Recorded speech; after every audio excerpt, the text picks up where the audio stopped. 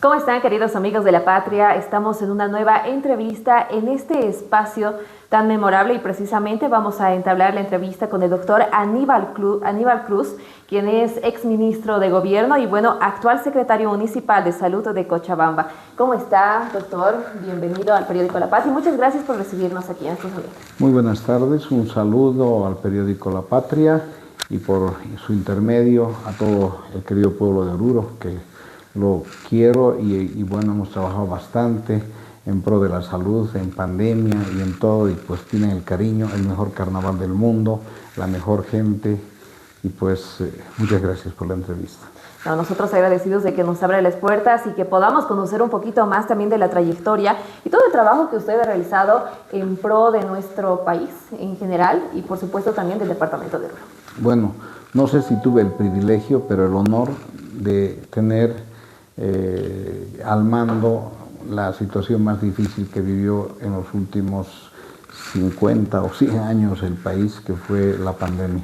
Sí. La pandemia nos agarró cuando estábamos en ejercicio del ministerio. Fui quien dio la noticia de los primeros casos y se establecieron todas las políticas de salud en un sistema de salud que no teníamos, precario, sin recursos humanos, sin equipamiento. Imagínense, no teníamos un laboratorio para hacer, teníamos que mandar al CDC de Atlanta y después de 4 días recibir los resultados cuando ya teníamos que se estaba propagando. Felizmente conseguimos 10 laboratorios Ginexpert y comenzamos a hacer en Bolivia las pruebas de diagnóstico. Bueno, es toda una historia, hay cada anécdota de cada momento, cada sufrimiento de las personas, acompañar el dolor de las familias y algo muy lindo que es mi experiencia que le he transmitido a nivel internacional en todos los asesoramientos que hago sobre pandemia en la OMS o en otras proyecciones de futuras pandemias, el ejemplo y prácticamente la disciplina del pueblo orureño, cuando no sé si recuerdan, el primer caso, el caso 0, se dio en Oruro con una señora que llegaba de Lombardía de 65 años. ¿Qué hicimos? Aislamos. ¿Qué hicimos? No permitimos la propagación. Y si se acuerdan bien, yo decía en mis informes diarios, Oruro, silencio epidemiológico. 31 días de silencio epidemiológico, donde conseguimos que no entre más la enfermedad, pero lamentablemente la situación de la pandemia, el retorno de nuestros repatriados fueron los que nos inyectaron y la propagación fue exponencial en el país. Pero la experiencia de Oruro en 2 oportunidades. Primero, la erradicación y nos sacamos un premio con rabia 0 y 2, contener y hacer el silencio epidemiológico del COVID. Sin duda alguna, ese primer caso para todos los orureños fue con bastante temor lo recibieron, ¿no? Se escuchaba en las noticias y decían, se ha registrado el primer caso de toda Bolivia en el departamento de Oruro y la gente empezó a salir a los mercados, empezaron a ir a las farmacias con el susto, ¿no?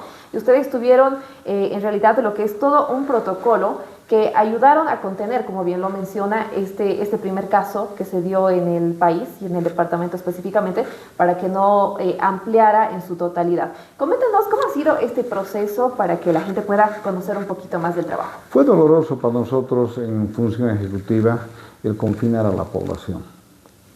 No teníamos y felizmente fui quien expuse en UNASUR la proyección de la pandemia. Estaba presidiendo el presidente de Chile, Sebastián Piñera, y yo hablaba ya de las complicaciones pulmonares, de las medidas restrictivas. Y yo recuerdo bien, fue una respuesta concreta del presidente del Brasil y del presidente de Chile, donde decían, nosotros no vamos a confinar, porque nosotros tenemos equipamiento, tenemos hospitales, tenemos recursos humanos y vamos a competir, no vamos a dañar la economía. Y nuestra situación fue más drástica. Nosotros no teníamos nada de eso y lo único que podíamos era salvar la vida de los bolivianos. Se confinó, se dañó en cierta forma porque la gente no producía, estaba encerrada en su casa, pero se salvó vidas. Resultados finales, si vemos en estadísticas, Chile tuvo 3 veces más infectados que Bolivia por número de habitantes y fue el doble de pacientes fallecidos. Nosotros hemos llegado solamente a 23.000 fallecidos en toda la pandemia. y Chile está por arriba de los 80.000 fallecidos. Entonces, lo propio ocurrió en el Brasil y acuérdense de acuerdo. Imagínense el dolor nuestro, la impotencia. No teníamos barbijos en todo el país y no podíamos comprar barbijos. Necesitábamos 40 millones de barbijos y solamente había 1 millón de barbijos. Necesitábamos a un principio antivirales, el tema de las vacunas que nos llegaba por donación, el tema del oxígeno. La gente se moría por falta de oxígeno, no teníamos plantas de oxígeno, no teníamos laboratorios. Nuestros médicos, yo recuerdo bien cuando un día antes de la renuncia a la portada me acompañó el alcalde Iván Arias a la terapia intensiva y yo veía con lástima a mis médicos poniéndose bolsas de basura negras como botas. No teníamos y también el mercado internacional estaba especulando de tal manera. Una experiencia bien dura de pandemia, pero lo más grave es cuando nos llegaron los primeros muertos y la impotencia de no tener las unidades de terapia intensiva, la impotencia de no tener los medicamentos, la impotencia de ir sumando día a día. En las calles teníamos muertos. Y lo más grave, comenzaron a acumularse los muertos en las morgues porque no teníamos para incinerarlos. Entonces teníamos muertos de 3, 4 días y que la familia se despedía tapándose la cara y con barbijo de sus seres queridos y solamente volvían en cenizas. Entonces todos esos elementos fueron muy graves y algo bien interesante en Oruro, cuando yo llegaba a Oruro y toda la gente muy disciplinada no salía a las calles, yo veía las calles solamente circular la arena, a un perrito que otro, y me tuve que parar ahí donde está el casco de minero y gritaba, ¡hay alguien ahí! Y no me respondía nadie, parecía el fin del mundo. Pero bien, en Oruro anécdotas fabulosas, como cuando la primera vez que hicimos el túnel de fumigación, era con la bandina, entonces estábamos con la presidenta Áñez, yo estaba con un terno negro y ella con un sacón negro, y pasamos, como era la bandina, al final parecíamos dálmatas ahí, todo cada cosa interesante, pero sí, algo que mucho lo recuerdo con cariño es la lealtad y la convicción de cuidarse del pueblo orureño que nos acompañó y fue disciplinado en todos sus actos. Y vean, los resultados están en los números estadísticos. Nos sacrificamos, pero salvamos a nuestro pueblo. 2 cositas importantes para esto de la pandemia. Cuando yo hacía mis proyecciones, porque después me nombraron consultor a nivel mundial, atendí todo Latino, Iberoamérica, el Caribe, y la parte de Iberoamérica, España, Portugal, Francia, Italia, el Vaticano y también Israel. Yo veía las estadísticas y comparaba cada país. Lo que me llamó la atención era Uruguay. Uruguay tenía un éxito en el manejo. Entonces yo lo llamé al experto de Uruguay, a Larico Rodríguez, y le dije, oye, ¿cuál es tu secreto? Y vamos a comparar con Bolivia. Me dijo, mi país tiene un solo sistema de salud. Bolivia tiene 3 sistemas de salud. El público, la seguridad y el privado. Segundo, mi país tiene todos los hospitales equipados. Mi país no tenía. Mi país tiene 4 veces el número de población de pruebas diagnósticas. Mi país no tenía laboratorios. Y el elemento más importante, Aníbal me decía, el comportamiento social. Mi país tiene el comportamiento social. Si yo digo, como gestor de salud, todo mundo mañana se pone barbijo, todo mundo se pone barbijo.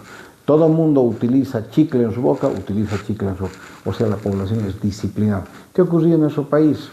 Las ampollas 5D, las antenas 5D, que los virus nos han mandado el imperialismo, que debe ser la dictadora o la golpista Yanine, poniéndole ya situaciones que había gente que no acataba, movimientos antivacunas, movimientos que no sé qué, que el cloro, que el no sé qué. Entonces, prácticamente a nosotros como gestores de salud nos era imposible manejar si no teníamos las 4 patas fundamentales para manejar un sistema de salud. Yo creo que para todo, ¿no?, se necesita lo que es la disciplina. En realidad, usted entra como ministro de gobierno justo, y se podría decir agarradito de la mano de la pandemia, ¿no? que prácticamente ha sido así. En realidad entramos a un gobierno transitorio que iba a durar 3 meses y a la semana yo ya me choqué con el primer problema. Fue el primer brote de dengue en el oriente boliviano y comenzamos a luchar con el dengue y el dengue no podíamos contener, fue un elemento, pero yo digo, gracias a Dios nos hemos ganado un premio también ahí.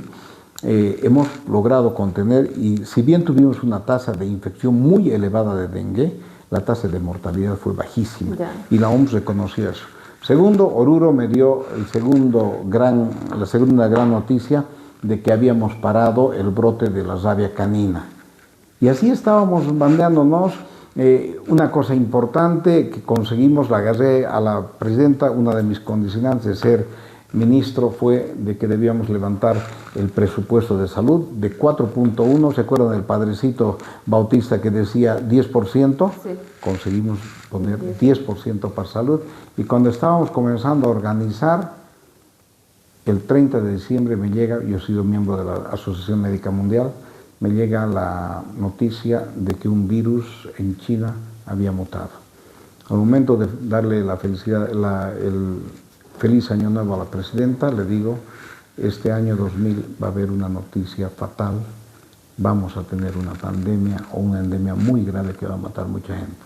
Ya nos llegaban las noticias de primera mano y posteriormente participamos en Ginebra, nosotros en la primera reunión mundial de ministros para ver la proyección de cómo tenía que ser y qué medidas debíamos tomar y creo que a nivel mundial comenzamos ya a sospechar lo que iba a ocurrir con la pandemia. Entonces nos tocó la parte dura, no sé si será el privilegio de haber sido o poder mañana todavía, porque muchos compañeros como el doctor Urenda de Santa Cruz, que hemos estado a la cabeza prácticamente cara a cara con el virus, tener el privilegio de decir, todavía estoy vivo. Y poder contar la historia. Estoy escribiendo un libro sobre toda la historia y las anécdotas, porque son muchas, podríamos pasar días enteros de hablar cada anécdota, cada situación que hemos vivido minuto a minuto, los muertos, compañeros, familiares, el dolor, la impotencia, la falta de medicamentos, la falta de equipos, todos estos elementos que nos han llevado a nosotros a tejer en nuestra vida algo que lo podemos contar seguramente a nuestros hijos, a nuestros nietos y a la sociedad. Bolivia ha tenido una enfermedad, la peste bubónica boliviana, con el virus machupo, y el mundo ha tenido una pandemia que tal vez en 50 años, Dios quiera, no volvamos a tener, pero los que estamos vivos vamos a contar. ¿Se acuerdan? Los muertos en las calles. ¿Se acuerdan? Yo veía, llegó un momento en que, y esto quiero contarles porque yo me puse a llorar.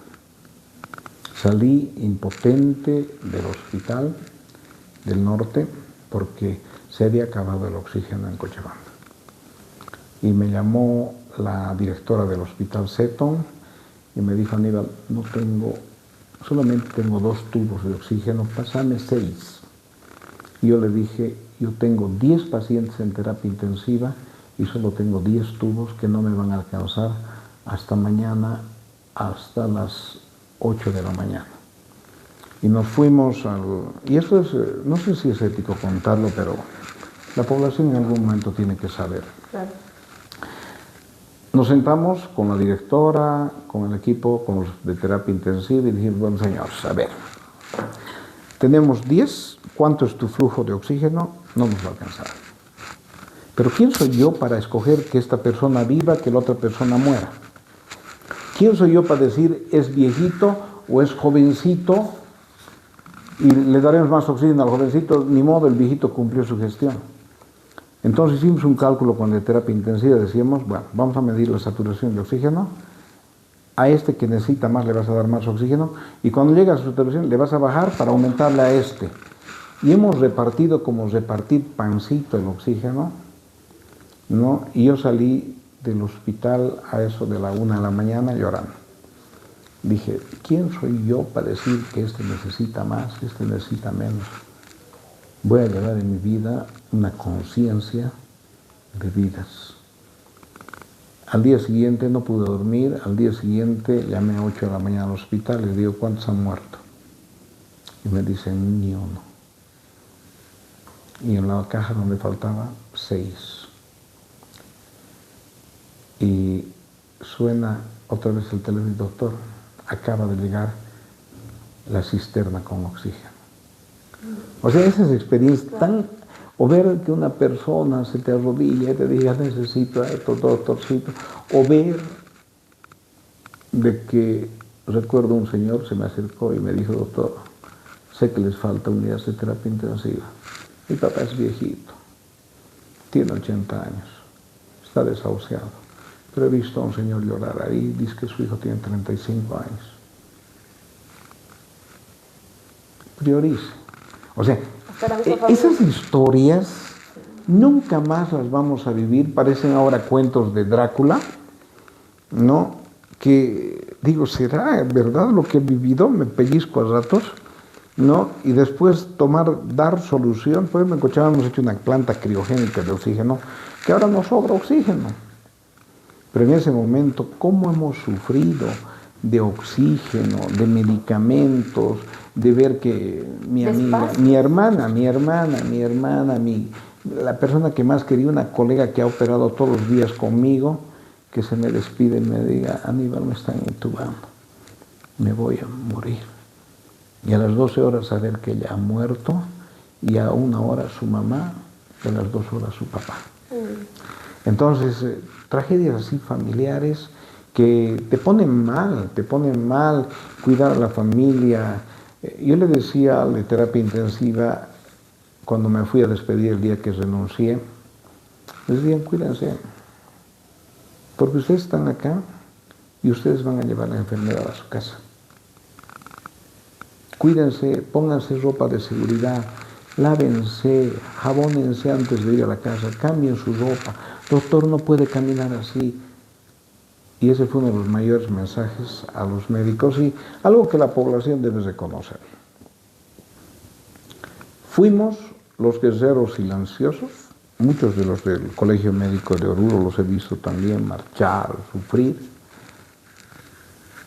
y pues fuimos el personal más importante junto con las enfermeras para cuidar de la vida. Espero no alguna vez que nos reconozcan, sino que conozcan nuestro trabajo, que el médico, el bata blanca, esa gente que a veces decimos no me ha atendido, que no sé qué, estuvimos al frente cuidando sin armas, ¿no? Un ejército ante un enemigo desconocido, y yo creo que lo hemos vencido, con muchos muertos, pero la batalla siempre gana la humanidad cuando tiene disciplina. Definitivamente, doctor, creo que ha sido un golpe muy duro el que ha venido a todo el país y como bien mencionó estas historias, ha habido muchas familias que han fallecido, 3, 4 integrantes en una misma familia, se han quedado niños huérfanos, jóvenes huérfanos, etcétera. Y como bien lo contaba, no se tenían los implementos para el personal médico, ¿no? Que iba a atender y ha tenido muchísimas pérdidas en realidad de amigos, de colegas. ¿Y cómo han podido tal vez sobrellevar este tema, ¿no? Porque, por ejemplo, en Oruro uno entra a un hospital y ve los cuadros llenos, unas paredes llenas de cuadros de médicos que han perdido la vida mediante el COVID-19, ¿no? Entonces, ¿cómo afronta, digamos, el país a todas estas pérdidas? Mira, Bolivia ha sido el 4º país en Sudamérica que más personal sanitario ha fallecido. Tengo la satisfacción de haber sido presidente 5 veces del Colegio Médico de Cochabamba, una de Bolivia, una de la Confederación Médica, y conocer, por ejemplo, un monumento que han hecho en el Perú, que ha tenido la mayor cantidad de muertos en Latinoamérica. Es toda una calle con un paseo que va hacia el Colegio Médico del Perú, con fotos y de todos ellos. Yo dije al alcalde Manfred Reyes Villa, le dije, tenemos que reconocer a los médicos, le hagamos un paseo. Te voy a llevar ahora, cuando estamos yendo, he hecho de todos los médicos un parque con las fotografías, es un santuario frente a la Facultad de Medicina, para que los estudiantes vean el ejemplo de la gente que ha muerto y también tiene unos asientos donde pueden estudiar y puedan ver. Y al medio está la imagen de Hipócrates que dice un mensaje muy importante de la función médica. Entonces, tengo mi memorial de los médicos que es precioso, nos ha costado bastante, me ha ayudado al Colegio Médico de Bolivia, de Cochabamba, pero la satisfacción, yo creo que en todas las ciudades, por lo menos, deberemos hacer un recuerdo, porque sí ha habido gente, médicos, que se han quedado en la casa y no han vuelto. Aquí, en mi geriátrico, yo llegué de ministro y hice todos los protocolos que había atendido. Aquí mis viejitos no se enfermaban porque tenían una barrera, los familiares veían de la calle, los saludaban, pero igualito el virus bandido se entró y me mató la mitad de mis pacientes. Así de grave era, así no podíamos nosotros saber en qué momento nos enfermábamos. Hasta ahora todavía mi esposo no ha recuperado el olfato. El gusto no sé porque me aguanta, ¿no? Pero el tema es que sí tenías gente muy llegada, mi esposa ya enferma y yo todavía viviticoleando. Yo les digo como anécdota, y para los que me conocen, no me he enfermado de COVID y he estado al frente, no sé, porque seguramente Diosito me ha dicho, tú no te vas a enfermar porque alguien tiene que cuidarnos, ¿ve? Y no me he enfermado. Y he sido sí el que tiene más vacunas. Tengo todas las vacunas. Todas las dosis completas. Todas las dosis completas, ¿no? Y soy un defensor de las vacunas a muerte porque en carne propia, ¿dónde está que la vacuna hace mal al corazón, infartos cardíacos? Yo, vacuna que llegaba, la primera que me ponía. Y otra cosa más importante, Tania, ¿no? He sido el primero que me puso el traje de bioseguridad en Bolivia. Cuando llegó a Bolivia. ¿Por qué? Porque fuimos quienes recibió a la primera delegación de repatriados que llegaron en un avión Hércules del Perú. Habían periodistas, gente que llegaba de Europa, y con el negro Arias nos agarramos y habíamos tenido una donación de China de trajes de bioseguridad y nos pusimos ese traje como astronauta y enseñamos cómo debíamos ponernos, cómo sacarnos, y recibimos a la gente. Cada cosa de interesante digo ahora, pero que minuto a minuto lo vivíamos latiendo, porque también a la presidenta le dije, vamos a hacer el primer call center en Bolivia. Hicimos para que nos llamen por teléfono, para saber su sintomatología. Sí. Practicábamos en la noche, yo los llamaba a los médicos 2 de la mañana, 3 de la mañana. Oye, ¿cómo es? Soy el paciente tantos, tengo esto, para entrenarlos, para que puedan responder, orientar a la población. Qué cosa más interesante. Así hemos tenido muchas experiencias en nuestra práctica médica. Dios me ha dado la oportunidad, digo, de poder estar y responder lo poco que he aprendido en la vida y en la profesión. He tenido otras experiencias como presidente del Colegio Médico, la lucha del Código de Procedimiento Penal, no sé si se acuerdan, cuando las batas blancas salimos, elementos que como presidente CONFEMEL he conocido en el mundo entero. He estado en Venezuela, en el apagón de Venezuela, viendo también, he estado en Costa Rica, he estado en El Salvador con Bukele haciendo la proyección de lo que es un sistema de salud moderno, y actualmente con toda esa exposición que hemos hecho se trató de recomponer el sistema de salud. He estado en el Brasil, en la Amazonía, caminando más o menos como 30 días en un avión por todo el Amazonas, conociendo el otro Brasil en salud, porque todita la frontera de Brasil con Bolivia es la frontera más grande, 3.500 metros, y la pobreza de la atención médica en salud del Brasil es tan igual o peor que en Bolivia. Hicimos una reposición con la carrera de medicina, muchas satisfacciones. He estado en Israel, he estado en Panamá, he estado en Ginebra, en muchos países, 58 países que hemos conocido, compartiendo las experiencias de salud, ganando experiencia en algunas oportunidades. He estado con el Papa también en una proyección que hemos tenido sobre trata y tráfico de órganos, ¿no? Y hemos tenido la oportunidad de estar en una audiencia privada, darle un mensaje de los bolivianos, de los médicos bolivianos. Yo le decía, Francisco, cuando te pongas esta chompa blanca que te estoy regalando de alpaca y te da calor, acuérdate del calor de los médicos bolivianos y ora por nosotros. Y él me dio un mensaje bien bonito sobre la compasión. Hemos estado en Egipto, hemos estado en Viena, en tantos países, un poco transmitiendo el concepto de Confemel, del médico latinoamericano, hablando sobre la judicialización de la medicina, hablando sobre el aborto, hablando sobre la pandemia, hablando sobre salud pública, hablando... Bueno, nos ha dado, gracias a Dios, la oportunidad de poder intercambiar conocimientos. No sé si ha sido una suerte o que de alguna manera tengo los recursos de poder haber accedido a cargos. Estaba de candidato a la Asociación Médica Mundial y me nombraron ministro. Después de 3 días nos posesionaron y pues teníamos que cumplir. Y creo que desde que salí de Cochabamba hasta el día que renuncié, 6 meses, no volví a mi casa. Llegaba a Cochabamba, pero de pasito nomás porque tenía que ir a otro lado. Nos tocó la pandemia muy dura. Tomar decisiones, creamos el centro de monitoreo en la Casa Grande del Pueblo, en el piso 32.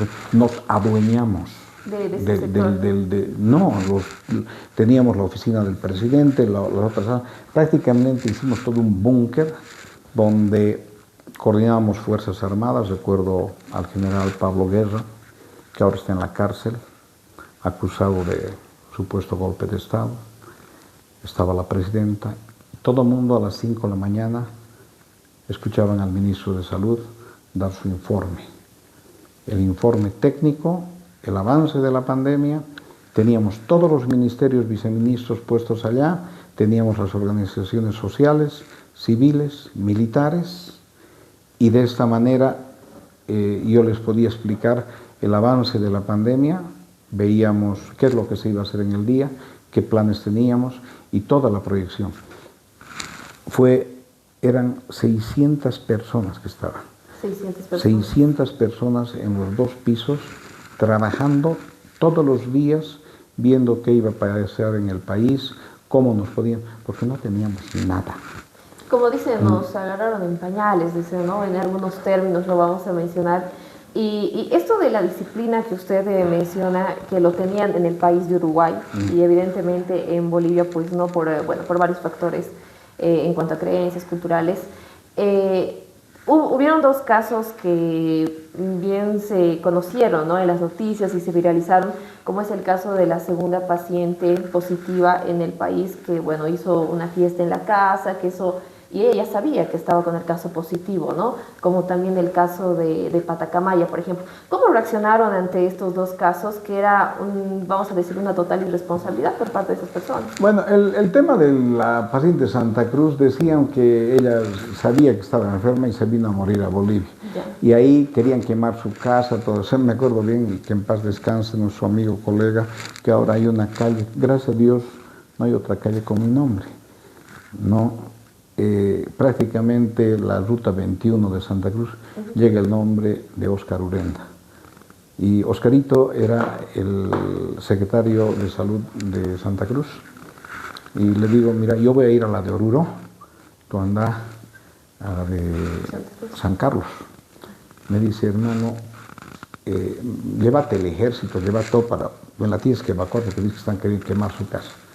Llega allá con la prensa, agarran a la señora y me llama y me dice, ministro, le cuento una cosa, que la paciente está ya con nosotros, la estamos llevando al Hospital San Juan de Dios. Y la prensa dice, la paciente irá al Hospital San Juan de Dios. Y allá manifestación, no la dejaron entrar.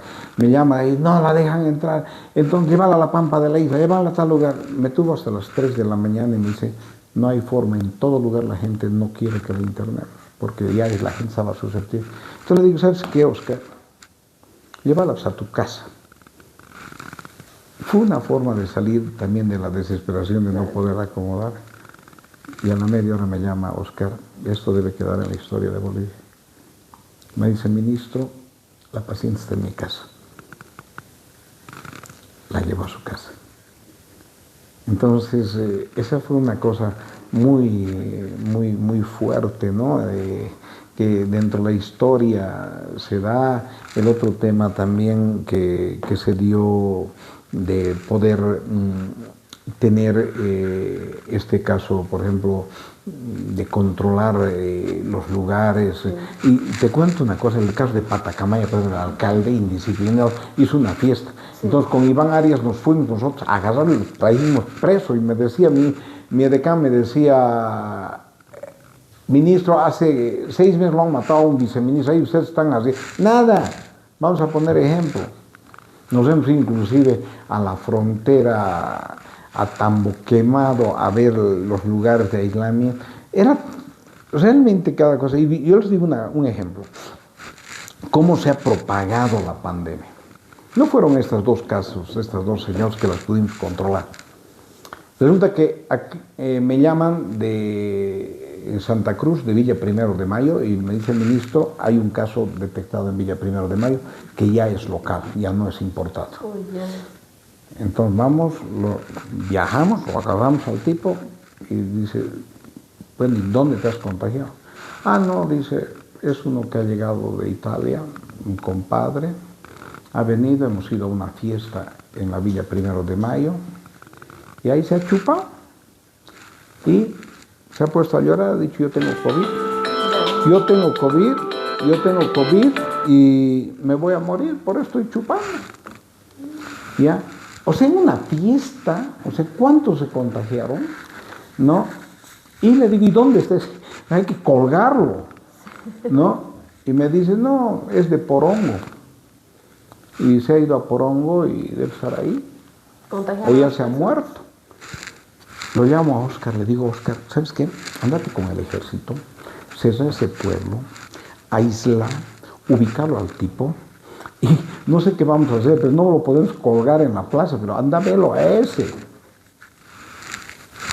Se fue Oscar allá con el ejército y como que fue el primer pueblo que se confinó. Todo Porongo se confinó. Nadie podía salir, se aisló todo el pueblo y lo encontraron al tipo chupando, no, despidiéndose que se iba a morir el primer COVID. Dios mío, lo aislamos y ese hombre ha sobrevivido a la pandemia. Ya, pero fue el que regó. O también el ejemplo de otro chico, ¿no? Acá, que casualmente fue un chico que llegaba de China y llegó, pero no había todavía ni un caso. El chango agarra y se saca una selfie con los compañeros. El primer caso de COVID en Bolivia. Ya, había sido una gripe nomás, pero llegó de China el chico. El escándalo. Lo tuvimos que agarrar al chico, lo llevar a una clínica particular. En la clínica particular, las enfermeras salieron por las ventanas, creo, escapando. Se vació la clínica, los pacientes también. No, había un supermercado cerca, nadie iba al supermercado, se aisló. Y después de 4 días, porque teníamos que esperar el resultado de alta, sale negativo, querían matar al chango. ¿Y se hace todo? No, pero ha habido casos muy graves. Por ejemplo, aquí en el Hospital del Sur, ya había la morgue tantos cadáveres, ¿no?, que los ponías en las bolsas negras, y como ya entraban en estado de putrefacción, las bolsas negras eran globos, globos. Y ya no entraban los cadáveres en un cuarto, y tuvimos que alquilar un container y los poníamos ahí en el container los cadáveres. Imagínense, parece cuento de brujas, de terror, ¿no? Parece. De terror, pero bueno, digo yo, cuando me decían, ¿cómo va a ser el ministro? Yo les decía, como en la era del hielo, vamos a morir y ahora podemos de alguna manera contar una historia de un capítulo de la salud de Bolivia, un capítulo de nuestro país muy trágico, en una situación difícil de un gobierno transitorio que le quedó no otra cosa que enfrentar a una realidad sanitaria, porque es difícil contener la parte política y la parte de una desgracia. Es como ahora, ¿no? Estamos en una desgracia económica y hay también un problema político de intereses personales. Entonces, ¿qué se hace? ¿Solucionamos esto o peleamos acá? Eso mismo nos ocurrió a nosotros en el gobierno transitorio. O sea, no podías hacer el traspaso porque estabas viviendo una pandemia, tenías un pueblo aislado, tenías una situación, la gente, o sea, una situación de incertidumbre. A veces nos juntábamos y decíamos, ¿qué hacemos? ¿Ya? Yo no me puedo ir, o sea, no puedo irme en este momento porque tengo que darle soluciones, tengo que darle hasta que pues llegó un momento en que colmó la paciencia, digo yo, en la que pues veía también que ya no estaba en el lugar adecuado. Tenía que venir a Cochabamba, cuidar a mis ancianitos acá de la colonia y pues de alguna manera también ayudar en la consultoría que se me había dado a nivel internacional. Pero fue bien difícil atender un proceso transitorio versus la situación y la proyección exponencial que estaba viviendo el país. Son momentos históricos, yo sé que nada es fácil en la vida, pero la prueba que se nos dio fue muy, muy importante. En algún momento yo le falté al respeto a la presidenta, donde decirle, si usted es la primera autoridad, yo soy la primera autoridad en salud y soy encargado de cuidar su salud y la del pueblo de Bolivia. Y si en algún momento tengo que pasar su autoridad por la vida de los bolivianos, voy a pasar, pero siempre con su venia y respondiéndole técnicamente. Me acuerdo bien ese dicho que le dije a la presidenta: Presidenta, todos somos sabios en la adversidad. Cuando hay guerra, todos queremos ser generales y militares. Cuando hay desastres, catástrofes, todos queremos ser ingenieros o opinamos. Y cuando hay pandemia, todos queremos ser médicos. Y en medicina, deje que los médicos tomen decisiones. Desde los protocolos de bioseguridad, desde las conductas sanitarias que se van a dar y desde las sugerencias. Y la presidenta me dijo, muy duro, doctor, pero tienes razón. Entonces, creo que es un momento, yo te digo, muy importante de unidad. Bolivia es un país pequeño en población, aunque en el último censo ya no nos hay que crecer nada. Se quedó ahí, ¿no? Pero es un país con muchas riquezas. Y es un país que ha sido dañado estos últimos 20, 30 años con odio. Es decir, 500 años de esclavitud, los caras, los taras, los rojos, los verdes, la izquierda, la derecha, los collas, los cambas, los aymaras, los quechuas, los guaraníes.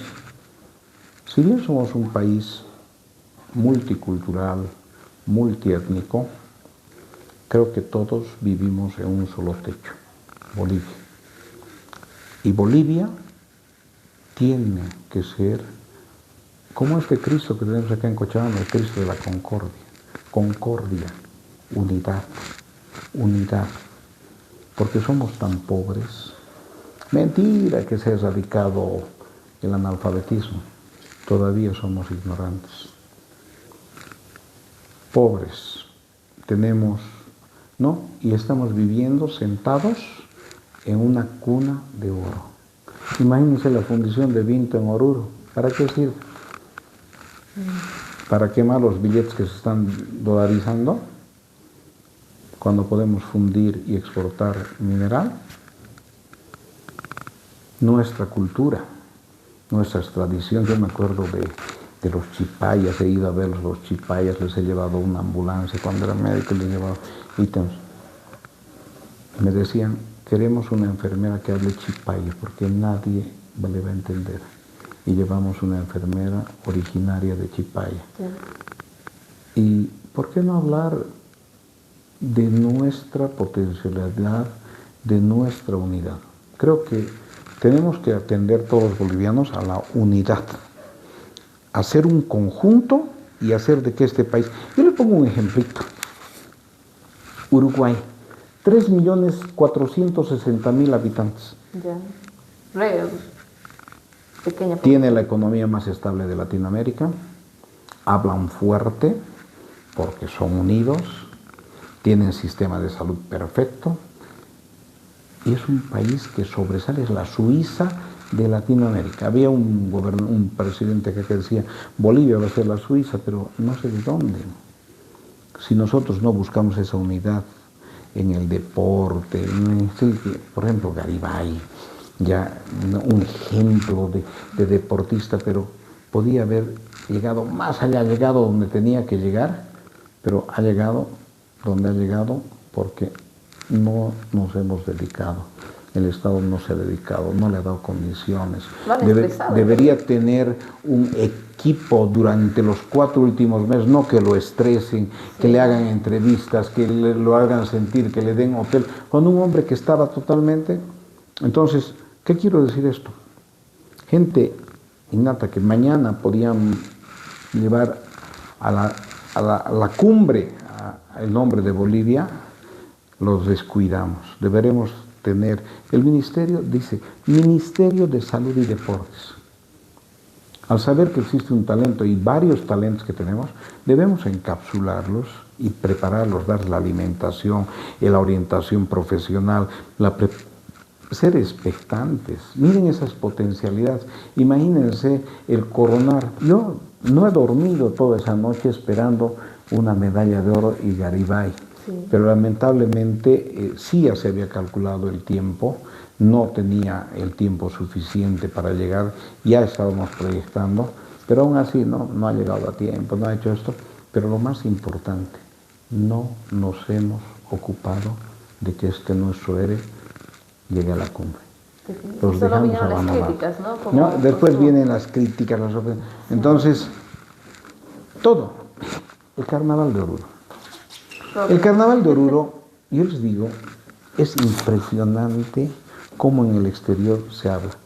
Pero si bien lo promovemos, creo que también esa unidad, ese esfuerzo del pueblo orureño puede llegar más allá.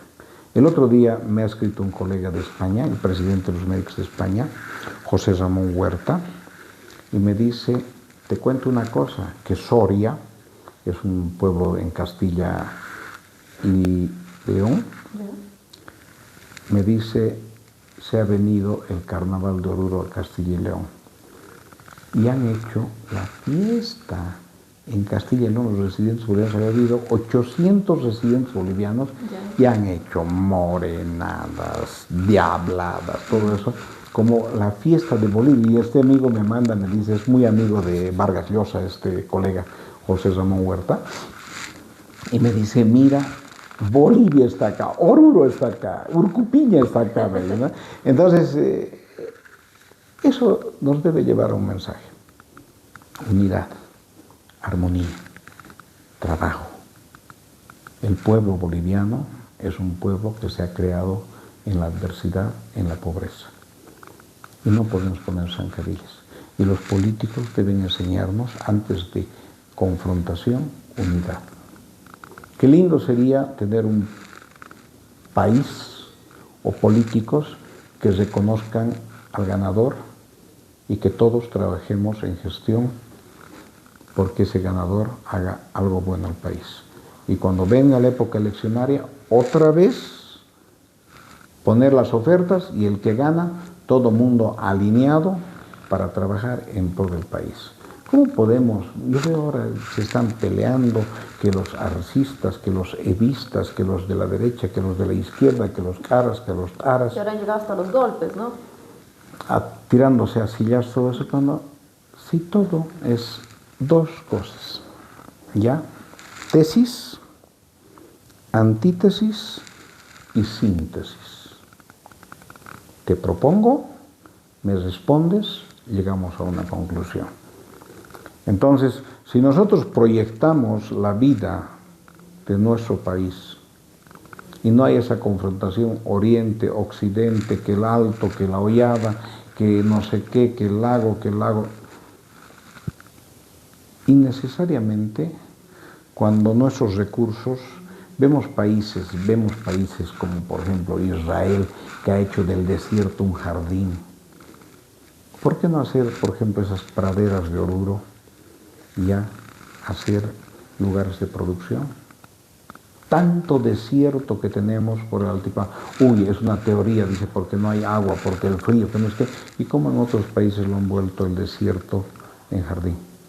Con unidad, con criterio, con proyección. Dios nos ha dado la plata, se lo llevaron la plata. Dios nos ha dado el estaño. Hemos tenido el tercer hombre más rico del mundo, Patiño, con el estaño, se llevaron el estaño. Dios nos ha dado el gas, se acabó el gas, se hizo gas. ¿Y qué de aquello? Cuando tenemos el ejemplo de Dubái, con el petróleo, el país más productivo, los Emiratos Árabes, porque los emires, por eso son emiratos, son varios emires, varios reyes, que han dicho, oye, nos uniremos, hagamos el mejor país, mañana se va a acabar la gasolina y el petróleo, y nosotros vamos a ser el mejor país con el mejor progreso. Hay hasta una torre, como parece la torre de Pisa, que han hecho, ¿no? Y tú ves la fantasía de país que es, le han ganado terreno al mar. Y ahora nos viene a Bolivia el litio. ¿Será que va a ser como el gas, que se va a hacer gas? El oro blanco, lo dicen por él. Pero entonces la proyección que debemos tener es de que lo que Diosito nos ha dado, saber cuidar para nuestros hijos y hacer un país grande. Bolivia debería ser libre de pobreza. Es un país rico. Recursos humanos. Tenemos recursos naturales. En el oriente botas una pepa y mañana sale un árbol. ¿Y qué aprovechamos de eso? La industria piscícola, la industria ganadera, nuestra producción también de papa, soya y tantas cosas que no están. El problema fundamental del mundo más adelante no va a ser los autos, la exportación, el petróleo, las energías. El problema fundamental del mundo va a ser el hambre, comida. Entonces hay países que se están proyectando en la producción agrícola, la producción de semillas, la producción... Cochabamba, otrora, ¿saben qué nombre tenía? El granero de Bolivia. O sea, exportábamos productos agrícolas. Malas políticas, malos manejos, ahora no tenemos ni para comer. Nosotros nuestro propio producto y estamos importando harina, cuando antes éramos exportadores. Estamos importando fideos. Estamos permitiendo que Ferrari Jersey de Oruro se cierren. Y tantas empresas en realidad. Y varias empresas. ¿Y saben qué es lo más triste?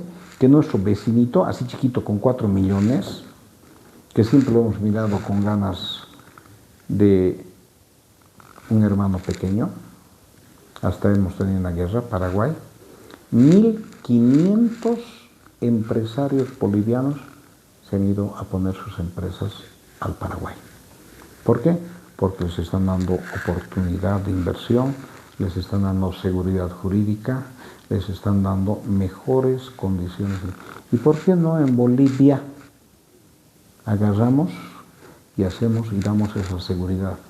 Seguridad al trabajador, seguridad al industrial, al obrero, y no lo castigamos. ¿No? Hay tantas cosas de las que podemos hablar, ¿no? Hemos hablado de medicina, hemos hablado de pandemia, hemos hablado de todas estas cosas, que creo que tenemos que se va a resumir con una cosa, de que todos los bolivianos debemos unirnos como hermanos. Nunca, yo te digo, acá en Cochabamba, tú vas a Sebastián Pagador y lo tienes al San José. Tantos hermanos orureños que se han venido a Cochabamba. Bienvenidos a trabajar, a estar juntos. ¿Cuántos hermanos cochabambinos han ido a Oruro, ¿no? Y tener el progreso, mejorar todo, y tener esa unidad, crecer juntos. Mi potencialidad te la daré, tu potencialidad dámela, y así de esta manera estructurar un país bello, rojo, amarillo y verde. Qué lindas palabras, doctor. Y justamente, ¿no? Me parece importante lo que dice de la unidad, porque de aquí a un tiempo, y más aún con los resultados del censo, nuevamente se ha visto este quiebre entre los que bien se menciona el lado del oriente, los Cambas y los Collas, ¿no? Que en la distribución de los recursos, etcétera. Y en base a lo que llegaría a ser el área de salud, en su experiencia, en el tiempo que ha estado como ministro, ¿cree que Bolivia en esta actualidad está firme en esta área para poder afrontar cualquier otro tipo de situación que llegue a suceder? Mira, yo creo que estamos mal, ¿ya? Porque primero, si bien tenemos nosotros una proyección censal que no me parece la correcta, se debe hacer una auditoría, se debe hacer un análisis técnico. Yo creo que el error no solamente es en este último censo, el error viene de más atrás. Yo creo que el anterior censo es el más fraudulento que este. ¿No? ¿Por qué? Porque en ese censo no hubo control y se buscaron los escaños políticamente. Hay pueblos fantasmas. Hay pueblos que han aumentado para tener mayores escaños. Bueno, pero no vámonos a la parte política, vámonos a la parte sanitaria. Bolivia sigue siendo pobre en salud y ¿saben qué? Tenemos un engaño. Mire mi ambigüedad. Engaño de algo que es lo mejor para la salud de Bolivia. ¿Saben qué se llama eso? Seguro Universal de Salud.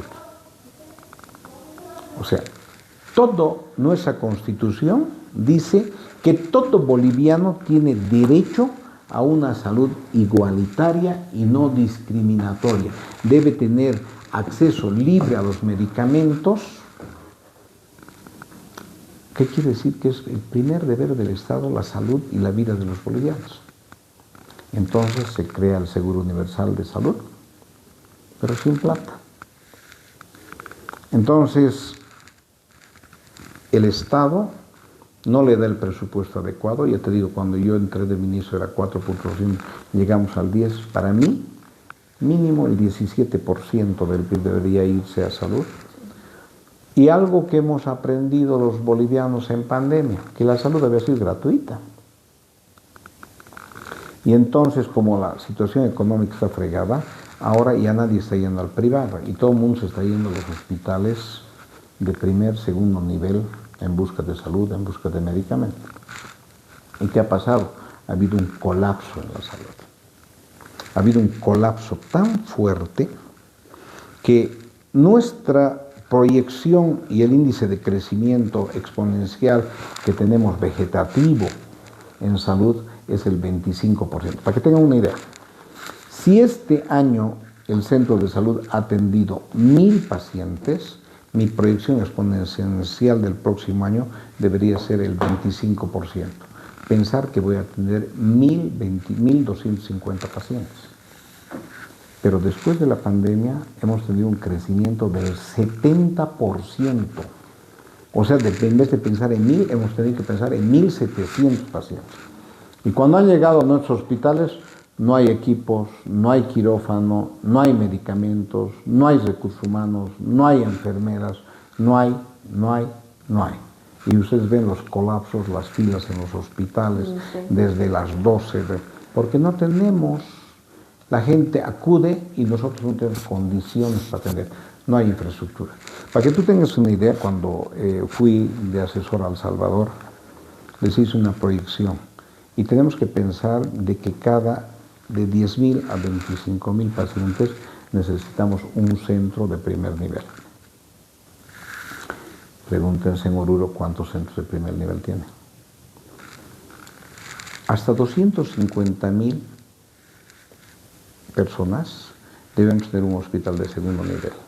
O sea, que Cochabamba, con la proyección que tiene el censo, deberíamos tener 5 hospitales de segundo nivel y solo tenemos 3. Y de acuerdo a la población, deberíamos tener 3 hospitales de tercer nivel, tenemos 1. Entonces, ¿qué es lo que tenemos que hacer? Es invertir. Pero me pregunto, en este momento como Estado tenemos la capacidad de inversión. Estamos en una crisis económica muy profunda, con una posible devaluación, falta gasolina, falta diésel, la subvención a los hidrocarburos, la subvención, los bonos y todo lo que se viene. Y no hay un espacio donde el Estado puede intervenir en salud. ¿Cómo podemos asegurar a la población su derecho a la salud si no tenemos nada? Entonces, tenemos que proyectar como Ministerio de Salud o como gobierno futuro, el que venga, se tiene que proyectar una visión totalmente importante a tomar aspectos de programas de salud, de administración de salud pública, de homogenización y lo que llamamos nosotros la red de salud. Cuando uno acumula una red de salud es como una araña, donde tiene que distribuir por población los hospitales primero de primer nivel, luego de segundo nivel y luego de tercer nivel. Pero ¿cómo podemos invertir tanto? No, cuando se hace una proyección, esto aprendí en la maestría que hice en Administración de Sistemas Públicos en la Universidad Hebrea de Nazaret. Ellos comenzaron con los kibbutz. Okay. Cuando se hace una proyección de esta manera, de manera ascendente, en vez de gastarse ahorra. ¿Por qué? Porque el 80% de la atención médica es atención primaria en salud. O sea, con la prevención yo puedo solucionar el problema. Por decir, ¿ya? Tú vienes al centro de primer nivel, te hago un diagnóstico y te hago un tratamiento inmediato. No me cuesta nada. Pero si tú después de 2 días, porque no tengo capacidad, no te he atendido, ya vienes complicada. Ya no puedes ser un primer nivel. Subes a un segundo nivel donde los costos son mayores. Y cuando vienes recontra complicada, pasa a un tercer nivel. Enfermedades prevenibles como el cáncer cervicuterino en la mujer, el cáncer de próstata en el varón, las enfermedades degenerativas como la diabetes, la hipertensión y todas estas que puedes prevenirse en el primer nivel, como no hay una buena atención en primer y segundo nivel, terminan complicados con amputaciones, con cáncer terminales, que le cuesta 5 veces al Estado de lo que podría haber utilizado. Entonces, lo primero que hay que hacer es hacer los sistemas de primer nivel, de acuerdo a la población. ¿Para qué? Para la referencia. Nadie puede entrar al sistema si no es por el primer nivel, además con un tratamiento, educación sanitaria de la población. Después viene el segundo nivel. El segundo nivel solo debería atender el 15% de la población y el tercer nivel solamente el 5%. ¿Qué es lo que pensamos ahora? No, hay que hacer tercer nivel porque ya nuestros pacientes están complicados. Hay que gastar un tratamiento oncológico, te cuesta por lo menos $5,000. ¿Quién tiene acceso en este momento? Ni la gente pudiente que en esta crisis económica tiene acceso a pagar $5,000 por dosis de quimioterapia y radioterapia. Entonces, ¿quién asume? El Estado. ¿Tiene condiciones cuando uno compra una aspirina? Segundo tema es el acceso libre a los medicamentos con medicamentos genéricos. El problema es que, como podemos ver en una farmacia, por ejemplo, dice, hay acitromicina que cuesta 50 centavos, hay acitromicina que cuesta 20 pesos y hay acitromicina que cuesta 70 pesos. Sí. 3, el mismo medicamento en la misma farmacia con diferentes precios. Porque no hay una regulación del Estado, primero de los medicamentos genéricos, una supervisión correspondiente y un seguimiento de la calidad. No, dice, es que medicamento chinito es. Dice, no, hindú es, no, es americano, no, es brasilero, no, es nacional, a la macana. ¿Y qué es? El uno es harina, el otro ¿qué es? Entonces tiene que haber un acceso libre, además supervisado y generalmente genéricos. Bolivia debería tener su fábrica de medicamentos, no como la demagogia que hacen, vamos a hacer la primera fábrica de medicamentos y vamos a producir. No, señor, no vamos a inventar medicamentos, vamos a envasar medicamentos. Y para envasar los medicamentos tienen que ser medicamentos genéricos que tengan la capacidad. Hay tanto para hablar en salud. Yo recuerdo con alegría el Hospital del Sur, controlamos en Potosí. Yo quisiera que conozcan ese hospital de Potosí, wow. Ni los gringos tienen ese hospital, pero que no se está haciendo el seguimiento y el manejo. Yo me encontré en Culpina cuando era ministro, he ido a Culpina, he visto una infraestructura, pero gigante, pero vacía. He visto aquí un pueblito el otro día cuando estaba yendo a Oruro, un lugar que hemos equipado sus equipamientos, pero tantos lugares que podemos tener acceso, pero con una buena planificación, con una buena proyección epidemiológica, con una buena proyección de lo que es un sistema de salud. Cuidar a nuestros niños, cuidar a nuestros ancianitos son dos extremos importantes, pero en el medio tenemos una patología muy grave que está matando a nuestras madres. El cáncer cervicuterino, que es 100% prevenible, con vacunas, con programas de vacuna, el cáncer de próstata y las enfermedades metabólicas. Tenemos que crear un sistema que también restrinja a quienes se agreden a su cuerpo y que hacen gastar al Estado. En el tema del alcoholismo, en el tema del tabaco, en el tema de los alimentos que son dañinos azucarados, en el tema de los transgénicos, en el tema, entonces, ¿sí se pueden consumir? Sí, pero a quien consume, pague lo que tiene que pagar, porque después él se va a enfermar y va a causar daño al Estado. Entonces, hay tantas cosas que se pueden proyectar desde el ámbito salud, pero siempre en consenso, en unidad. Los bolivianos debemos escuchar a nosotros. Ese es otro problema grave, ¿no? Que generalmente las personas que manejan la política no son técnicos, son políticos. Y entonces cuando no hay una visión política, o no hay una visión técnica, no se pueden hacer políticas. Con eso no quiero discriminar, no quiero decir que una persona humilde no tiene que estar en representación, sino que en la parte técnica ejecutiva tiene que estar el que sabe. ¿Para qué? Para que pueda, con su conocimiento, dar la opinión correcta. Si yo voy a poner a manejar un Boeing 727 porque este caballero hizo campaña política, lo va a estrellar el avión. Para eso tengo que buscar el mejor piloto, el con mejor experiencia, con mejores horas de vuelo y que sepa de ese avión. Definitivamente.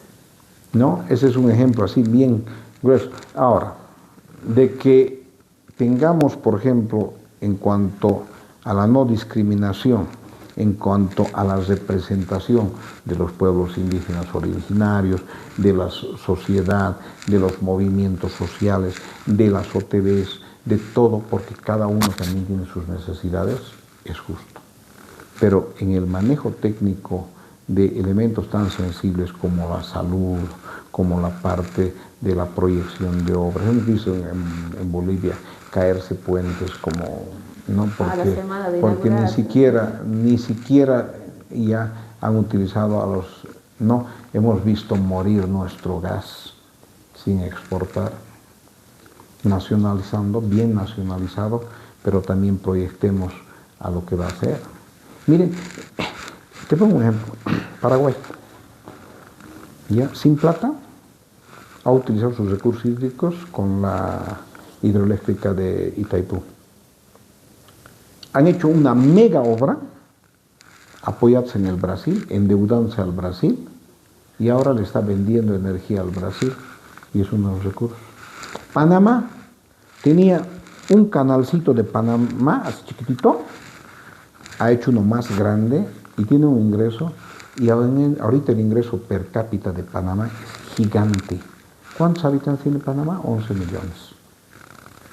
Entonces, sabiendo invertir, te voy a poner un ejemplito.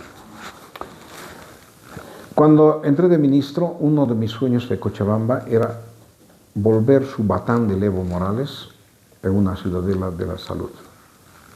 Y me ayudó el Banco Mundial, e hicimos la proyección de la ciudadela hospitalaria. Teníamos el Banco Mundial que nos quería prestar 1.000 millones para hacer el centro de referencia tercer y cuarto nivel de Bolivia. en los 18 hectáreas que tiene el hipódromo. Y le quitamos, no. Hasta ahorita no se puede, creo que recién están pudiendo cambiar un decreto supremo que decía se va a hacer una cancha de fútbol allá, para volverlo ahora una cancha cerrada. Habían los inversores. La misma empresa que ha construido en Wuhan en 10 días el hospital de 1000 camas, ya vino acá y decir, nosotros vamos a construir no en 10 días, vamos a construir en 3 años, pero la mejor infraestructura. Teníamos un financiamiento italiano, ya les decía el Banco Mundial, para que pagamos a fondo perdido. Y por último, los chinos también nos quisieron ayudar. No lo hemos hecho. Ese mismo proyecto, la anterior vez he ido yo a Panamá, me he encontrado con el ministro de Panamá y me ha dicho, doctor, vamos a inaugurar nuestra ciudadela hospitalar en Panamá y la vamos a invitar a la inauguración del primer hospital pediátrico modelo para Latinoamérica. Es lo mismo, 11 millones tiene Panamá, Bolivia, ¿no? Simplemente cuando un pueblo hace unidad, ahí está, el imperio ha dominado más de 70 años el canal de Panamá. Se han unido los panameños porque eso es productivo y ahora están los resultados. Los mejores equipos de imagenología en el mundo para competir con Alemania, Estados Unidos, Israel y todo, ha comprado Panamá. La doctora Lili Weng es una colega de Confemel, ella está a la cabeza de todo ese sistema de imagenología, envidiable. Entonces, ¿por qué no podemos hacer los bolivianos? A ver, hemos tenido oro, hemos tenido plata, estaño, hemos tenido gas, que se ha hecho gas, y por último, ahora tenemos litio y después, ¿qué cosa más nos dará Diosito que es tan bueno con nosotros? Lo malo es que no nos entendemos, porque hay políticos muy dañinos que solo piensan en su ambición personal y no en la necesidad. Aún saliendo de sectores pobres, necesitados, ni se acuerdan de sus pueblos. Entonces creo que es necesario que esa teoría de hablar de nuestros pueblos, de hablar de las necesidades. Yo decía una vez, así, ¿no? Qué lindo es comer caviar, o sea, caviar, ¿no? Comer un banquete de comida para los bolivianos, comer pique macho, ya, comiendo pique macho y hablando del hambre de los pobres, cuando en la puerta está una persona pobre que no está comiendo ni el pancito que botan estas personas, ¿no? Entonces, a veces hablamos en nombre de los pobres, hablamos del hambre, comiendo un buen pique macho, como buen cochabambino, ¿no? Entonces, hablamos de justicia cuando hacemos injusticia. Hablamos de equidad cuando nosotros somos inequívocos. Cuando éramos pobres, sí caminábamos con los pobres, pero cuando somos ricos, los miramos a los pobres con lástima, pero no les damos nada. Entonces, creo que todo eso nos tiene que cambiar a los bolivianos y buscar unidad, ¿no? O sea, está bien que en el fútbol, ¿no? Ay, yo soy del San José, yo del Dice, yo del Tigre, yo del no sé qué, pero después del partido todos festejemos, ¿no? Porque al final somos bolivianos y el último tweets, ahí está visto, los han llevado a los venezolanos a jugar en el Alto, 4-0, todos éramos bolivianos. Cuando hemos ido al Mundial de los Estados Unidos, todos queríamos ser Echeverri. Entonces, creo que esa filosofía, ¿no? Cuando yo recuerdo, fui a Lima a un show, y les digo, me paraba y gritaba, porque estaban presentando música peruana, digamos, la diablada, la morenada, como música. Yo gritaba ahí, decía, eso es Oruro, eso no pueden hacer esto. Y por último salen Caporal de San Simón más de paso. Y yo digo, no, es un San Simón es la Universidad de Cochabamba. Entonces, a veces hay países que se apropian de muchos recursos nuestros. ¿Por qué no estamos unidos? ¿Por qué no mostramos que eso es nuestro? Entonces, Toda esta situación debe llevarnos a una reflexión. Mirar más adelante pensando en la unidad. Escoger a nuestros gobernantes no con odio, no con resentimiento. Porque a veces pensamos que la persona que grita más fuerte es la que está hablando por mí. Creo que la persona que proyecta mi futuro es la que va a hablar de mí. Porque si no hablamos técnicamente, si no hablamos algo que nos pueda dar una solución a una crisis económica, a una crisis sanitaria, a una crisis política, a una crisis social, no mejoramos la calidad de vida de los bolivianos, no mejoramos la educación, no mejoramos las condiciones de vida de los bolivianos. La sanidad depende de los servicios básicos. ¿Cómo es posible que en este siglo todavía estemos nosotros ya recibiendo el agua en cisterna, en turriles? Acá el dengue es donde más se crea. Ya deberíamos tener un sistema de agua, de distribución de agua. Deberíamos tener un sistema de el tema de los desechos sanitarios. No tenemos alcantarillado, no tenemos luz, no tenemos medio de transporte. Entonces, todos esos elementos básicos que tenemos, nuestro derecho de ciudadano, deberían proyectarse en base a qué. ¿En base a qué? A nuestra producción, a nuestro recurso humano, a nuestro Producto Interno Bruto. ¿Pero qué estamos escuchando? Uy, grandes negociados, grandes nuevos millonarios. Estamos viendo hijos de los políticos comprando propiedades gigantes. Estamos viendo políticos que aparecen como mega millonarios en Bolivia. Estamos viendo... Entonces, y eso no es así de ahora. Eso siempre ha sido en la historia. Hemos hablado de muchos presidentes que de la pobreza han salido ricos en nombre de los pobres. Entonces, creo que debemos cambiar nuestra cabeza. Debemos cambiar nuestras organizaciones. Que una organización de trabajadores no se venda a los políticos, que defienda a los trabajadores. Que una organización de profesionales no se venda a los políticos, que defienda a los profesionales. Que una organización territorial no se venda a los políticos, defienda su territorio. Que una organización social, gremiales, transportistas, defiendan a sus asociados para servir mejor a la población, pero que no se vendan a los políticos. Entonces, de esta manera, como sociedad, como salud, mira, me has hecho hablar de todo, creo, ¿no? Pero no. Yo creo que hemos venido a hablar de salud, hemos venido a hablar de lo poco que he aprendido en la vida, de la vocación que mis padres me dieron. O sea, yo tengo en mi vida, mi papá era paralítico, y yo he nacido como un hombre enfermo, pero era el hombre más fuerte del mundo. Y lo veía y no tenía condiciones sanitarias, ni siquiera lugares donde lo puedan atender. No había teníamos que ir inclusive a curanderos, a un lado, a otro lado. Mi mamita también estaba enferma. Y eso me ha dado una sensación de compromiso con la sociedad.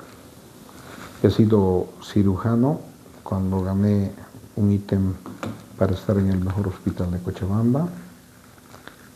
Yo decía, yo soy recién changuito, jovencito. No voy a ir ahí. Me voy a ir a Sacaba. Pues si ahí no hay hospital todavía, no hay quirófano. Vamos a hacer quirófano, quiero atender a ese tipo de personas. Y si yo no hubiera ido a Sacaba, no hubiera llegado donde he llegado. Seguro que si me iba a ese hospital gigante, sí, seguramente me iba a perder entre los médicos famosos, iba a ser un médico más del grupo. Pero Sacaba, imagínense, mira, un hospital de provincia, de primer nivel, lo hemos hecho. He sido el primero que ha operado en su quirófano. Y yo digo, es mejor ser cabeza de ratón que cola de león. Para los jóvenes, para la juventud orubeña. No tenemos límites los bolivianos. No le tengan miedo. Yo vengo de una familia humilde,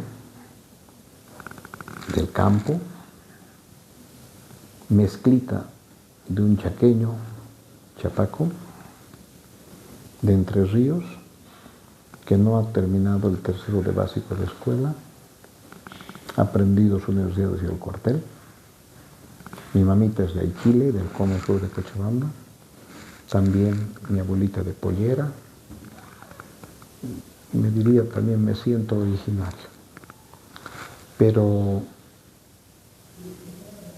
y no quiero ser jactancioso, Dios me ha dado la oportunidad de que de una familia humilde he podido llegar a lugares donde no me imaginaba. Sentarme con el Papa, estar en un curul en la Organización Mundial de la Salud en Ginebra, exponer en la Asamblea Médica Mundial, ser el único expositor en Israel hablando de la medicina del futuro y al medio de premios Nobel. Y cuando nos presentaban, y yo les digo así con orgullo, para los jóvenes, para ustedes, cuando nos presentaban, dice, soy el profesor Christopher de Green de la Universidad de Harvard de Estados Unidos, soy el profesor de la Universidad de Oxford de Inglaterra, y me toca a mí, les digo, soy Aníbal Cruz, Cochabamba, Bolivia, Universidad Mayor de San Simón. ¿Qué diferencia entre Oxford? Soy boliviano, así como el Garibay le ha puesto al medio de los negritos y adelante, no hay que tenerle miedo. Estudiar, ser disciplinados y mirar sin achicarnos. Yo mido 1,62 y una vez me dijo un español, chiquitín, no compitas conmigo. Yo mido 1,90. Yo le dije, de 1,90 a 1,62 no existe diferencia cuando uno quiere. Este mensaje para los jóvenes de Oruro y de Bolivia, que nunca nos achiquemos, que nunca miremos de abajo al de arriba, porque somos iguales. Solamente con sacrificio, con dedicación, con esfuerzo, mañana de la familia más humilde puede estar ahí codeándose con los grandes del mundo y sin ningún reparo y sin ningún problema. Doctor, qué bonitas palabras sin duda alguna para poder inspirar a todos los jóvenes, no solamente a los jóvenes, porque me parece que hoy en día se ve a muchas personas que no tienen límite de edad para poder lograr grandes cosas efectivamente. Y usted ha logrado bastantes cosas en realidad, tanto profesionalmente como también, y yendo al tema de su papá, de su mamá, usted ha querido y ha tenido la visión de que varias personas puedan tener un lugar muy especial para que puedan tener atención integral en todos los aspectos, no solamente en el área médica, sino que también en un área de esparcimiento, vamos a decirlo, para que puedan sentirse cómodos. Y es específicamente en este lugar en el que nos encontramos ahora. Mira, esto es un tema muy particular, privado. Mi papá tenía una enfermedad que era degenerativa, neurológica. Le diagnosticaron recién un año antes de que muera. Era una paraparesia espástica de origen raro, que probablemente en su pobreza se contagió en el monte. No era transmisible, pero sí era degenerativa neurológica. Mi papá nunca caminaba. Se tenía que agarrar de las paredes o de una mesa para tratar de pararse. Y a veces de niño me pateaba la pelota con lo poco que podía. Pero sí tenía una voluntad de querer caminar. Entonces ponía, ahí hemos subido, todavía está la mesa y el comedor de mi papá. Él se agarraba y caminaba 10 pasos y di vuelta, 10 pasos y di vuelta. Si hubiera habido un centro como este, seguramente mi papá no hubiera sufrido. Hace unos 8 años atrás, llegó un paciente con el mismo diagnóstico de mi papá. Y no es que hemos hecho milagros, sino que la fisioterapia y los ejercicios le dieron mejores condiciones de vida. Entonces este centro, que es Casa de Reposo La Colonia en Cochabamba, inspira dos cosas. De que tenemos el centro de fisioterapia más grande de Bolivia, más equipado, con personal, para que personas como mi padre o como otras personas que tienen otro tipo de enfermedades graves no sufren. Y segundo, cuidar ancianitos, porque todos vamos a llegar a esa edad. Yo ya tengo, el otro día sacaba ya mi carnet tercera edad, entonces algún día voy a necesitar que alguien me cambie el pañal o que alguien me cuide. Y pues hay un dicho que siempre digo yo: no, cuídame, trátame como quieres que te trate. Un día fui como tú, mañana serás como yo. O sea, un día fui niño, fui joven, fui fuerte, fui musculoso y ahora soy un ancianito. Cuando tú llegues, me tienes que tratar, te van a tratar como tú me has tratado. Entonces, esos son los principios de nuestra. Yo doy clases acá a mi personal, normalmente, mensualmente, sobre maltrato al anciano, sobre trato, sobre las leyes vigentes, para también sensibilizar al cuidador de que mejoren. Hay varias personas de Oruro acá en la colonia, los traen de Oruro, hemos tenido algunas familias también que se han ido muy contentas, ¿no? Hemos hecho este centro, ¿por qué? Porque Cochabamba, pues, por su clima, por su altura, por su gastronomía, es un atractivo a veces para nuestras personas que viven en Oruro, en Potosí, inclusive hay hasta recomendación médica, ¿no? Dicen, me han dicho que debo bajar, no, porque dice que estoy un poco con hipertensión y corazón. Y entonces ahí tenemos, por ejemplo, Sebastián Pagador, toda la parte sur. Yo les aseguro que el 50% de los residentes de Cochabamba, cercado, son gente del occidente. La Paz, Oruro, entonces 50-50, entonces ¿dónde hay cochalos? Bolivianos. Cuando tú te vas a Santa Cruz, hay otros que quieren bajar más todavía. Sí. Vas Villa 1 de Mayo, plan 3.000, pan 4.000. Aquí hay un lugar, se llama Villa 1 de Mayo. Ya. Tú llegas, dices, a ver, un cochabambino, que levanten la mano los cochabambinos. Uno. El único, yo nomás, ¿no? Y tú ves ahí, parece el Alto, parece Oruro, parece Potosí, ¿no? Y puro compañeros que ¿dónde trabajan? Trabajan en el cercado, trabajan en los centros de abastecimiento. Entonces, ¿cómo no darles mejores caminos? Con este alcalde, con Manfred, se le ha aplicado mucho, se han asfaltado sus zonas. ¿Por qué? Porque esa gente, para venir a trabajar a Cochabamba, al centro, tarda 2 horas de viaje. O sea que tiene que levantarse 4 de la mañana para venir acá, ¿no? Entonces hay que darles medios de transporte, medios de que no sé. O sea, la situación es que sí debemos vivir en unidad los bolivianos. Ese es un mensaje que todos los días lo manejamos, el alcalde también tiene ese criterio, ¿no? ¿Para qué? Para dar mejores condiciones de vida, ¿no? Para poder nosotros de alguna manera tener ese afán. Y vuelvo a repetir, ya estoy hablando como viejito, ¿no? Pero los jóvenes, la nueva juventud, debe cambiar la cabeza. Debemos pensar en un tipo de sociedad competitiva, altamente competitiva, y con eso es la superación. Pero también no la envidia, sino la unidad. Porque si alguien te jala el cinturón cuando estás corriendo, no vas a poder correr. Hay que empujarse ambos para ir más rápido. Doctor, ya para culminar con esta entrevista, ¿cuál sería la visión que usted tiene para Bolivia de aquí a 5 años? ¿O cómo ve a Bolivia de aquí a 5 años? Mira, yo creo que Bolivia de aquí a 5 años estamos hablando ya prácticamente para el año es el bicentenario. Sí. No voy a hablar mucho de política, pero yo creo que Bolivia está entrando en una etapa de una decadencia económica. Dicen que los países tienen curvas que oscilan cada 20 años. Sí. Y calculamos bien, el año 83, 86 hemos tenido una de las crisis económicas más graves de la historia, donde tú salías, el pan costaba en la mañana 50 centavos y en la tarde costaba 4 pesos y al día siguiente 10 pesos. ¿No? Y todo estaba en relación al dólar, todo eso.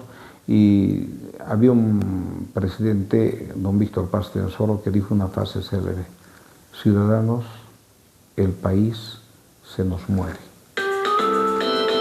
Y cuando se dijo ese término, estremeció a toda la población en ese discurso presidencial, porque efectivamente el país se nos estaba muriendo. Y como el país se nos estaba muriendo, pues todos tuvimos que se dieron medidas muy drásticas. Sí. Yo creo que en este momento el país también se nos muere. Estamos entrando en una crisis profunda. Nuestras reservas de gas no se han renovado, ya no hay que vender, ya no hay más dólares que entran. El tercer punto es de que nuestras reservas bancarias en el Banco Central de Bolivia también se han esfumado. Habría que ver cómo está la gestora de nuestros ahorros, de nuestra jubilación. Habría que ver que tenemos que esperar un periodo de 5 años para volver otra vez a explotar nuestros recursos naturales. Y entonces volvemos a la frase. Seguramente también podríamos coincidir y decir, después de 20 o 30 años, el país se nos muere. Y tenemos que pensar de que la visión debe ser en la unidad de los bolivianos, en la unidad y además apoyar al futuro presidente o presidenta, no quiero ser discriminador, para que este país vuelva a sobrevivir como el ave fénix. Porque si vamos a seguir con confrontación, como estamos viendo ahora, no, que adelante su mandato, tiene que irse, no, hay que apretarlo más para que muera de una vez, no, que se quede, no, que el otro que me vea que era. Estamos distraídos, tú ves la prensa todo el rato pensando en qué es lo que va a hacer, quién le va a pelear, o va a bajar, o golpe de Estado, no, fabricado, no fabricado. ¿Y quién está pensando en que el país está agonizando? No hay dólares. Se especula los dólares, se contrae los dólares. Yo creo que la contracción monetaria, la falta de dólares, es porque no tenemos recursos. Los mismos empresarios y exportadores no están metiendo su dinero por miedo a la inestabilidad. Claro. Segundo, lamentablemente, y esto hay que ver, también hay una restricción en el tema del trópico cochabambino, que sabemos de dónde viene ese dinero y no sale un centavo, entonces no hay circulante. Y ese tema de que no tenemos que acostumbrarnos a pensar en el dólar, no. El dólar es una moneda de referencia, ¿no? Y a veces esa fluctuación, han visto, ha caído el dólar porque ha caído a nivel internacional. O sea, es una moneda de referencia. Entonces, lo que nosotros tenemos que entender es de que nuestra economía debe ser sólida, de que nuestros recursos, nuestros ahorros de los bolivianos deben ser sólidos. Entonces, si no nos ponemos en una visión de unidad y en un solo camino que nos permita trabajar, pues prácticamente estamos yendo a que el país se nos muera. Y lo más grave es que no tenemos oxígeno, como en la época del COVID. No tenemos recursos naturales que explotar porque hay que volverlos a explorar. No tenemos reservas en el banco y no sabemos cómo pagar. El segundo tema es de que, si bien tiene que haber equidad, justicia social, también tiene que haber una equidad en las opiniones. No pueden haber dominados ni dominantes. parecería una inversión de valores. Ayer eran los ricos y los pobres abajo. Ahora vienen los políticos y los ricos pisados y los pobres más aplastados.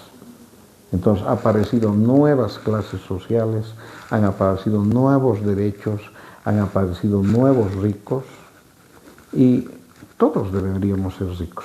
No hay que jalar para que todos seamos pobres, sino dar condiciones para que todos seamos ricos.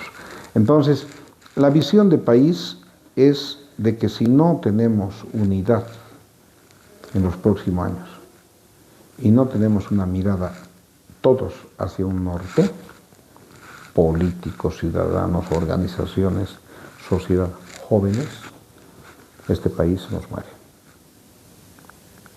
Doctor, muchísimas gracias por abrirnos las puertas en realidad de este excelente ambiente y por darnos también esa visión que sin duda alguna creo que todos los bolivianos lo estamos viviendo y se está viendo también en las calles con las marchas, con las cacerolas vacías, como se dice, ¿no? Y bueno, por ahí también entre varios comentarios mencionan de que prácticamente todavía nos falta tocar el fondo para poder volver a resurgir. Muchísimas gracias. Hay un temita que sí quiero decirte y ahorita me hace inspirar y muchas gracias antes de despedir. ¿Cómo es posible que yo quiera progresar si yo me pongo la zancadilla? Ese término de bloqueo yo lo aprendí en medicina, pero es el que más se practica en la política extorsionista que tienen ciertas personas. Bloqueo epidemiológico es cuando existe una agresión sanitaria, yo voy a parar estos elementos para que no me venga la enfermedad. Lo utilizo muy seguido.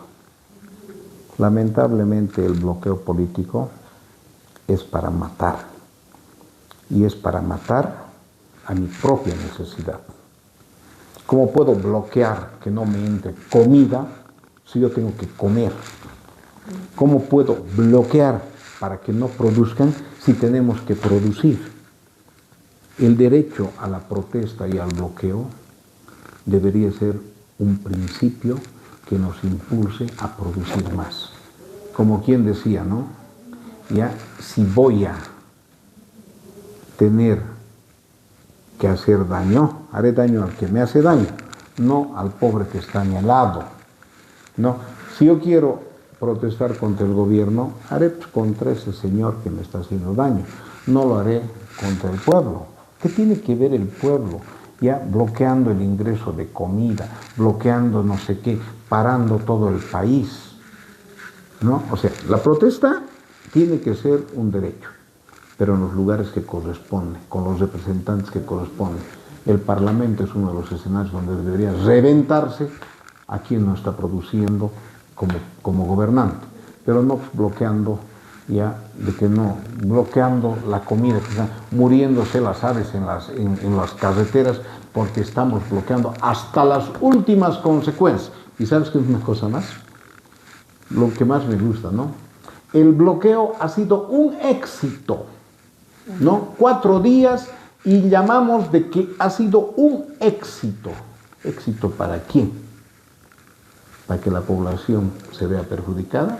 ¿O éxito para el político que ahora ha crecido más?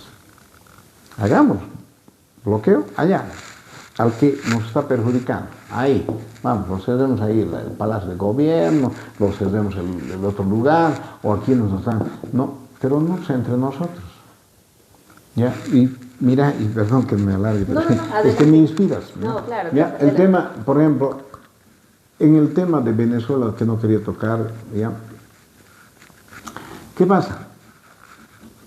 Primero hay una persona que se ha impuesto a las buenas, a las malas, dictador, violando todas las cuestiones, ¿no? ¿Y qué hace la ONU? O los países protestan, ¿no ve? Pero el tipo sigue ahí fregando. Ahora, ¿cómo lo vamos a matar a este tipo? Bloqueando a Venezuela. Maduro va a seguir comiendo en su palacio caviar, comida, bebida, lo que tú quieras. ¿Y quién es el bloqueado? ¿Quién va a sufrir? El pobre pueblo de Venezuela. Este ejemplo se transmite lo mismo.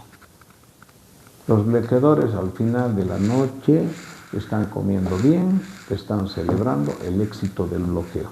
¿Y quién ha sido perjudicado? Que no ha producido, es el 70% de nuestra economía, es la economía informal. O sea, yo salgo a la calle a ganar el pan del día. Y si me bloquean, no como. ¿Quién es el éxito? ¿El que no come o el que dice el éxito? Entonces, hay tantas cosas de hablar, nuestro país tan sui generis, pero muchas gracias a la patria, muchas gracias a mi amigo Marcelo, lo recuerdo con mucho cariño, muchas gracias Oruro, y pues vivamos felices como bolivianos, tenemos una patria, tenemos una bandera, tenemos un Dios, todos. Gracias. Muchísimas gracias a usted, doctor, nuevamente por abrirnos las puertas de este espacio. Y déjeme felicitarle también por todo el trabajo que está realizando y específicamente por este trabajo tan bonito en pro de los que más lo necesitan, como son los ancianitos, ¿no? Y nuevamente decirle que este centro realmente es una maravilla y uno se siente cómodo en este lugar definitivamente, y creo que eso es lo que se debe de hacer con las personas que han contribuido al país durante tanto tiempo y ahora merecen ese mínimo de respeto para estar felices posiblemente los últimos años de su vida. Muchísimas gracias, doctor. Y bueno, queridos amigos, nosotros de esta manera estamos culminando con esta entrevista junto con el doctor Aníbal Cruz.